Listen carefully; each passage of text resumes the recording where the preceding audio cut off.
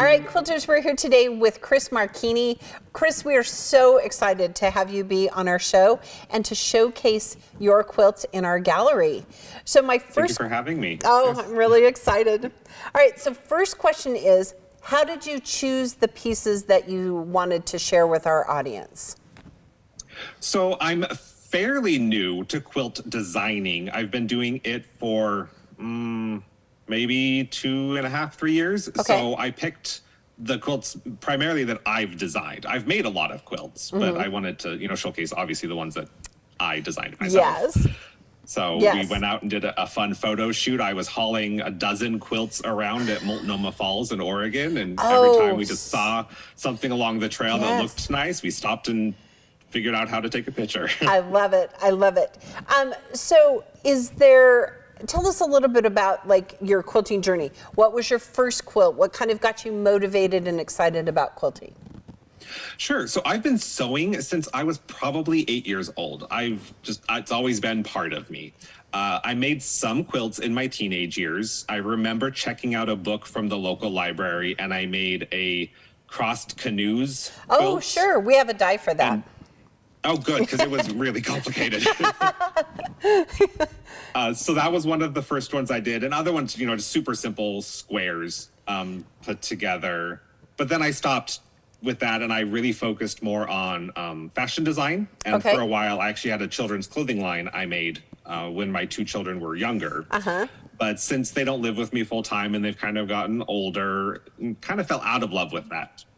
So after we bought the house we live in now, I got my own sewing studio. It's not huge, but it's my own dedicated space to be creative. Sure.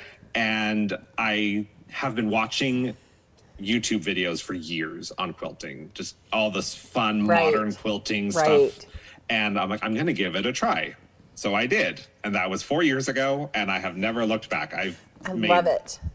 Dozens and dozens of quilts since then. I love it. And I'm a huge modern quilter too. I just love the bright colors and the different geometric shapes. And for me, modern quilting is so personal, right? What you share is a part of you. And I think that that's just a beautiful element. So what are you working on now? My current project is a death moth quilt. Okay. And it is big. It kind of got a little out of control. So it's going to end at like 90 by 102. Wow. So a good queen size quilt. Yes. And it ended up that big just so I could get the details I wanted. Sure. I was chatting with Emily right before this, but all of my quilt patterns use the same standard set of shapes. Really? So, yeah, it's the same size of half square triangles, half rectangle triangles, all the different like squares and rectangles are all the same shape through all of my patterns. For one, it really helps me in writing the pattern because I know like piece A is the background in a 6.5 inch square, and then you just go through the alphabet.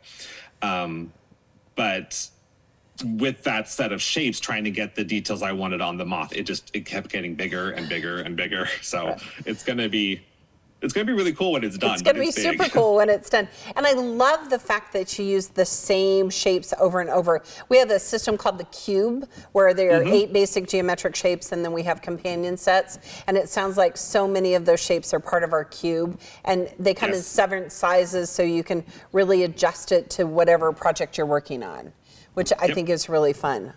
All right, so where do you draw inspiration from most often? All over the place, really. My style tends to be a lot more, I say like goth or cottagecore, or it's not really typical in quilting. Like the quilt behind me, it's a skull wearing a crown. I have one that's just a skull. Obviously, I'm working on a death moth. Right. And so just all over, just kind of what kind of mood I'm in. The one behind me, I have it titled "You Should See Me in a Crown," and it was inspired by the Billie Eilish song by the same name. Sure. And it was kind of a hyperfixation of mine. It took me 6 days from the time I'm like, ooh, this would be a cool idea, to draft it out, created, get it quilted, bound, and labeled. Like I was obsessed with it. Okay, you win, because 6 days I feel like I've cut my fabric and I have the pattern, cut my fabric. I can't even imagine putting it together in 6 days. That's wonderful. And so that's where you find your inspiration for your themes. How do you choose your fabrics and your colorway? I'm really loose with that. I get that question a lot. Like, how do you pick fabrics that you think are gonna go? And you can see, like, I'm very scrappy. Like this one, I love that about you. It's very purple, and I've got blues and greens, and I just tried to find things that were somewhat the same value to make the background. Right. And in my instructions, I always say, as long as you have good contrast between the background, between this crown and the skull, you're fine. Like I could have done it with a black crown or or some red funky color for the skull. Exactly. So I have a fat quarter shelf that is in a lot of like my TikTok videos. People love it, and I have it sorted by color. Okay. So I'll kind of go to that general area and just pull out however many I need. They don't necessarily match each other. Like if you saw them on the bolt in the fabric store next to each other, you would never think of putting them together in quilt. Right. But I just go for it. I'm like, I want it to look scrappy and look like it's just what you had. Right. And I love that concept of scrappiness, because as quilters, we always have scraps and we have our stash, and I don't want to do it. I don't want to throw those scraps away. I'd much rather cut them down to usable shapes and then, put them together. So your concept is phenomenal because it's a great way to use all of those scraps. Now, tell us some of your favorite places that quilting has taken you. Well, just this past year, it has really blown up. So I've, been quilting, like I said, for about 4 years, but this past March, yes, because March is National Quilting Month. It is. I started posting some videos on TikTok, and they got a lot of traction, a lot of new followers. I started getting, interviews. I had an interview spot in Portland Monthly Magazine. I've done some podcast. That's wonderful. Spots. And this interview here, this is super exciting to me. I never thought like I would be someone that would be interesting enough to be interviewed by a company or featured. Yes. So this has been really exciting, having gallery shows and all that. Yeah. No, and like I said, we're super excited to have you, because we as quilters, like, we draw inspiration from each other, right? So, I might take some parts of your element of quilts and think, oh, that's something I want to use for future. And I think that that's the part of quilting that is so amazing, is we're a community, right? We share ideas and we share inspiration, which I think is super cool. So is there something that you would want our viewers to know most about you? Like, what's the one thing when they think, ooh, let's look at Chris's quilts, what's the one thing you want us to think about? With my quilts, you're going to see a lot of half rectangle triangles, which is not a very common shape. No, but I do like that. I have found it gives you a lot more flexibility, and you can get the illusion of curves without sewing curves. I can sew curves, but I don't like to sew curves. Yeah. All of our dies have notches for curves. But the perfect example of the half rectangle triangle, or half triangle rectangle, there we go, is that you use it in Storm at Sea, and that's the shape that gives that illusion of motion, even though you always just sew straight seams, right? So you have that illusion of motion. So what a really cool signature shape that is in your blocks, because I think it's phenomenal. I just love it. So it really helps add to just the dimension of it. So it's not, either flat or 45 degrees. It's a weird angle. It's like 26.5 degrees. Right. It's something really funky. Yeah. But like, I've got a couple right here to give that illusion that it's curving, rather than it just being like straight down, and really pixelated, blocky looking. Right. No, I do. I love that curve. Now, if our quilters were trying to find you, how would they find you? So I am most active on TikTok. Okay. Everything's under Rose City Originals. So are you in Portland? Oh, I am in Portland, yes. Yes. Yeah, it's City of Roses, so that's kind of why I chose that. So I'm on TikTok, I'm on Instagram, Facebook. Hopefully next year I'll have a YouTube. That's kind of in the works. And then also on Etsy, I have all my patterns there. Perfect. Okay, you ready for our rapid fire round of like 6 or 7 quick questions? Sure. Okay, you ready? Okay, favorite project you've ever worked on? It was probably You Should See Me in a Crown, because I was super focused on it. 6 days. I'm super impressed by that. Your favorite time to work? After work every day. I have a full-time job, so you have a day job. I'm done there, a day job. So after that, I'm sewing. Okay, this is what all quilters want to know. What's your favorite quilting snack? Ooh, I don't usually snack while I'm quilting because I don't want to get stuff Oh, on the quilt. So yeah. probably like gummy candies. Okay. Something I could just pop in real quick. Just pop in real quick. Okay. What do you love to listen to while you're quilting? I listen to a lot of like musicals, Broadway Oh, musicals. like The Greatest Showman. Yes, yeah. Okay, I can get down for that. Favorite way to unwind? Quilting. There you go. And do you have a hobby outside of quilting? I do a lot of home renovation. Last year, I pretty much gutted half of my house and rebuilt it in addition to quilting. So Right. it's either sewing or tearing stuff apart. There you go. Sometimes with sewing, you have to tear it apart. All right, so Chris, let's talk about some of the projects that's part of our gallery. So the first one I thought was super cute. It's called Mushy Throw Quilt. Has those fun little mushrooms in there. And the background, again, I feel it's those same shapes. You kind of want to talk about the inspiration for it and why you chose that particular colorway and pattern? Sure. So a lot of my style tends to get a little more like on the gothy side, kind of dark, skulls and stuff. So I wanted to lighten it up a bit. There we go. Reach out to a broader audience, and I thought mushrooms would be super cute. They still kind of fit my aesthetic, but they're cute. So I also wanted to do a smaller project. Most of my quilts end up bed size. I thought a throw would be a good one to have. So it ends 60 by 60. I forget how many fat quarters it takes. Right. But you get that fun, scrappy background. And I really wanted to do like the classic red toadstool, but not red. I'm not huge on like red. So I got reds that are a little more pink. Right. And then, it came together really quickly. I was really happy with that one. Right.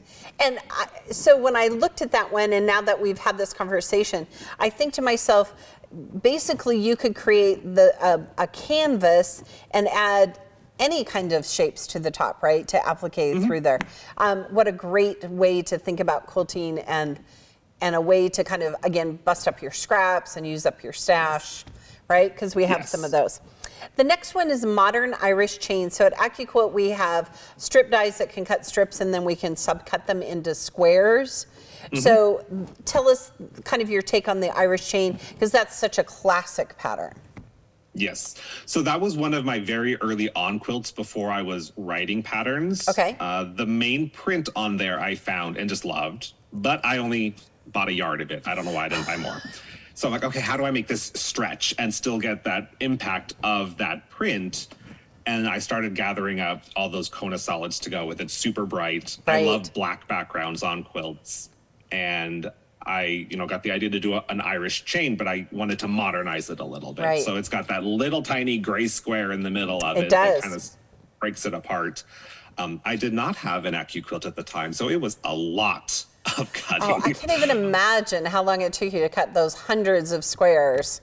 Yeah. Yes, and I didn't think ahead to do it in strips, so it was like all squares, even the teeny tiny little ones. Yes. So it took a long time when it didn't really need to. Well, and as quilters, we learn that, right? That learning curve. You're like, oh, wait, I can quilt much faster, this way. Yes, all right, absolutely. So the next one I think is just darling. It's called Ghastly Love, and it's more like a sampler quilt than your other ones. So kind of talk about why you decided to go with kind of a sampler quilt rather than your traditional, solid backs and applique. Yeah, so that one, it's called Ghastly Love because that's the name of the print. It's from Alexander Henry. And again, I only bought a yard. I don't know why I keep doing this to myself when I love a print. And it's, if you're familiar with the Ghastly prints with Alexander Henry, there's really no good spot to cut them. Like there's not really a repeat that's easy to spot and where you can just cut squares. So I didn't want to lose the impact of the print. I started cutting big chunks, smaller chunks.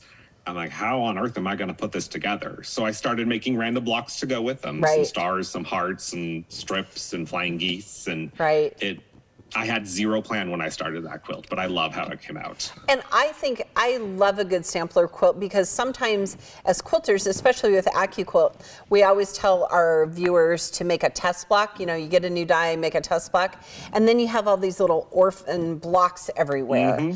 And this one was beautiful because I thought, oh, look, there's flying geese and there's stars and there's other ones that you could just take those random sampling of your, you know, one blocks and put them together to make a beautiful quilt. And I think that the scrappiness of it is the thing I love the most. I think sometimes quilters get a little hung up on color. You know, it has to be all blues or it has to be all greens. And no, it can be blue and purple and orange and gray and, you know. All right, so the last one, I just love this one. It's called Dead Like Me #1. So is there a #2 or a #3? I've made it 3 times. So that was the very first time I made it. And I loved the way it turned out. That is the second quilt I designed in this style. The first one was a giant monstera leaf, which was just 2 colors. Right. And this one introduced a 3rd color because you have the skull, the background, and then the shadows in the eyes and mouth. Right. And that was me pushing myself, like, how can I make this work? Right. And I really liked how it came out. For that, I used, I think they're all Free Spirit fabrics, or at least mostly Free Spirit fabrics for the background. So it's bright and fun and springy, and then a skull. So it's kind of like 2 different worlds coming together on that quilt. Perfect. So if we have a viewer that is interested in starting one of your quilts, what's the one tip you want to give them? I would say not to stress over the fabric choices. As long as you have that contrast between the different elements, the background and whatever the picture is, you'll be fine. Just pick some fat quarters and start cutting. Pick what you love. Good deal. Well, thank you so much for hanging with us today and chatting. And we're so excited to have your quilts in our gallery and appreciate your time today. Thank you so much. Okay.